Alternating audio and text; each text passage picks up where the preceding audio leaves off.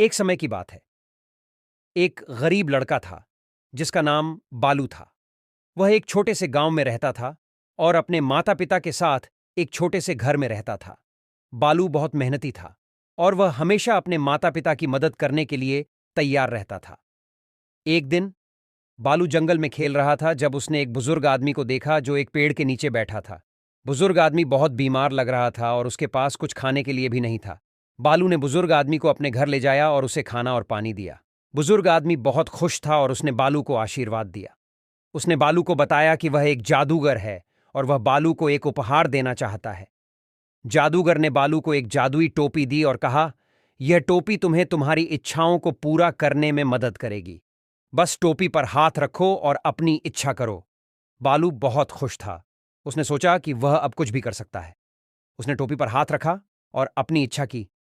मैं एक अमीर आदमी बनना चाहता हूं। उसी पल बालू एक अमीर आदमी बन गया। उसके पास एक बड़ा घर, एक महंगी कार और बहुत सारा पैसा था।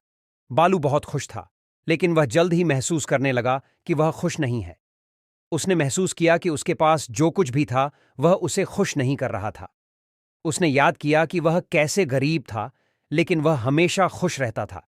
एक दिन बालू ने जादूगर को फिर से देखा। उसने जादूगर से कहा, मैं खुश नहीं हूं। मैं गरीब था, लेकिन मैं हमेशा खुश रहता था। अब मैं अमीर हूं, लेकिन मैं खुश नहीं हूं। जादूगर ने मुस्कुराते हुए कहा, खुशी पैसे से नहीं आती, खुशी दिल से आती है। बालू को जादूगर की बात समझ आ गई। उसने टोपी को जादूगर को वापस दे दिया और कहा, मैं फिर से गरीब बनना चाहता हूं। जादूगर ने टोपी वापस ले ली और बालू को एक बार फिर गरीब बना दिया। बालू बहुत खुश था। उसने महसूस किया कि वह अब भी खुश है, भले ही उसके पास कुछ भी ना हो।